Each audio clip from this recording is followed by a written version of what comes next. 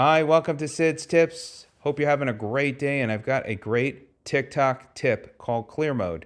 Let's go on TikTok and I'll explain to you. So you're going to go into TikTok.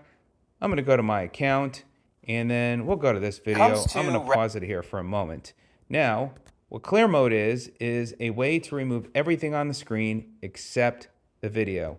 So there's two ways you can do that. The first way is if you take two fingers and you press down the screen, you'll see it makes everything disappear.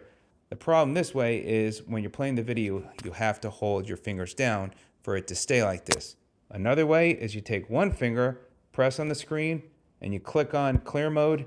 Now you don't have to hold your finger on the screen, and you could just watch the video. You press your finger again and exit, and it brings everything back. You go to another video like here. Again, I could press one finger, Clear Mode, press it again, exit out, or again, I can use two fingers. So really cool feature. I learned about this tonight and thought I would share it with you. Hope this is of help. Thanks for watching. Have a great day.